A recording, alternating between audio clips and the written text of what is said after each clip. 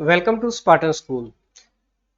This channel will provide you the complete information about IELTS test. Actually, IELTS test is not a difficult test, it is easy. But normally people consider this test as a difficult one, and this is the only thing that people lose their marks. They are not able to get the score which they can. Uh, the person who can score 6 band only end up with 5 band. The person who can score 7 band end up with 6 band. So if you want one extra band in your IELTS test, subscribe this channel. I will provide you the different videos, different aspects of the IELTS which helps you to understand the IELTS easily. ਇਹ channel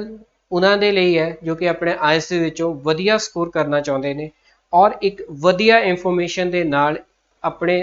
ਡਰ ਜਿਹੜਾ ਮਨ ਦਾ ਡਰ ਹੁੰਦਾ ਹੈਗਾ ਉਸ ਨੂੰ ਘੱਟ ਕਰਨਾ ਚਾਹੁੰਦੇ ਨੇ ਤਾਂ ਕਿ ਉਹ ਐਗਜ਼ਾਮ ਦੇ ਵਿੱਚ ਬਿਨਾਂ ਡਰੇ ਜਾ ਕੇ ਬੈਠਣ ਸੋ ਇਸ ਦੇ ਵਿੱਚ ਆਇਲਸ ਐਗਜ਼ਾਮ ਦੀ ਇੱਕ ਟੋਟਲ ਸਭ ਤੋਂ ਵਧੀਆ ਗੱਲ ਮੈਂ ਤੁਹਾਨੂੰ ਇੱਕ ਚੀਜ਼ ਦੱਸਦਾ ਹੈਗਾ ਸ਼ਾਇਦ ਚ ਇਸ ਇੱਕ ਚੀਜ਼ ਦੇ ਨਾਲ ਹੀ ਤੁਹਾਨੂੰ ਕਾਫੀ ਜ਼ਿਆਦਾ ਕੌਨਫੀਡੈਂਸ ਮਿਲੇ ਕਿ ਆਇਲਸ ਐਗਜ਼ਾਮ ਦੇ ਵਿੱਚ ਤੁਹਾਨੂੰ ਕੁਝ ਵੀ ਤੁਸੀਂ ਯਾਦ ਕਰਕੇ ਨਹੀਂ ਜਾਣਾ ਹੈਗਾ ਨਾ ਹੀ ਕੋਈ ਵੋਕੈਬਲਰੀ ਦੀ ਲਿਸਟ ਯਾਦ ਕਰਨੀ ਹੈ ਨਾ ਤੁਸੀਂ ਸੈਂਟੈਂਸ ਸਟਰਕਚਰਿੰਗ ਯਾਦ ਕਰਨੀ ਹੈਗੀ ਆ ਇਹਨਾਂ ਨੂੰ ਅੰਡਰਸਟੈਂਡ ਕਰਨਾ ਹੈ ਸਮਝਣਾ ਹੈ ਔਰ ਆਪਣੀ ਐਕਟਿਵ ਇੰਗਲਿਸ਼ ਦੇ ਵਿੱਚ ਇਹਨਾਂ ਨੂੰ ਯੂਜ਼ ਕਰਨਾ ਹੈ ਦੈਨ ਤੁਸੀਂ ਆਪਣੇ ਆਇਲਸ ਦੇ ਵਿੱਚੋਂ ਵਧੀਆ ਸਕੋਰ ਕਰ ਸਕਦੇ ਹੋ ਡੈਫੀਨੇਟਲੀ ਇਹ ਇੱਕ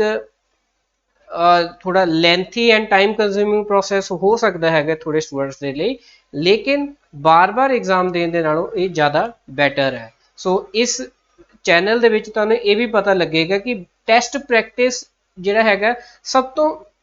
ਥੱਲੜੇ ਲੈਵਲ ਦੇ ਉੱਤੇ ਆਉਂਦਾ ਹੈਗਾ ਕਿ ਅਗਰ ਅਸੀਂ